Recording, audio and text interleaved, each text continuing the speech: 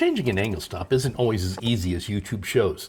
Let me tell you, it's not all puppy dogs and rainbows. And because it was not a shutoff valve, I had to go all the way out to the meter to shut down the water. I mean, I must have had to walk an additional 30 feet. I needed a nap after that hike. I was surprised though when the connector came off the angle stop pretty easy. Getting the angle stop loose, it wasn't quite as easy. It was pretty corroded and there wasn't much room to get any leverage on it, especially because the camera was in my way. Sacrifices I make to generate a video. Now after channeling my inner Hulk, I was able to break it free.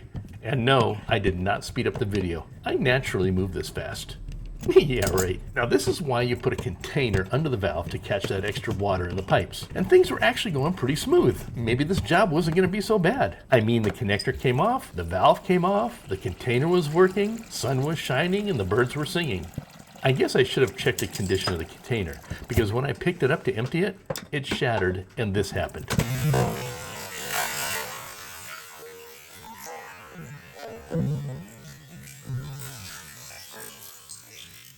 So now I took an unwanted bath.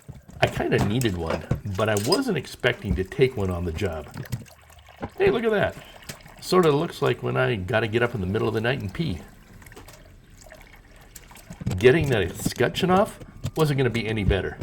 But eventually, with a little tenacity and a lot of swearing, I won that battle.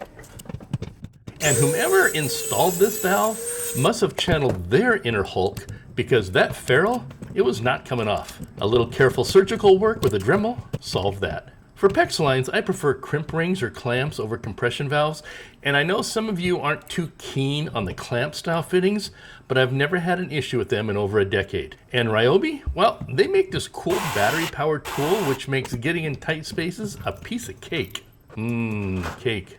After attaching a new toilet connector, turning the meter back on, and turning on this new shiny quarter turn angle stop, I made sure everything was working and nothing was leaking, which made me a happy camper.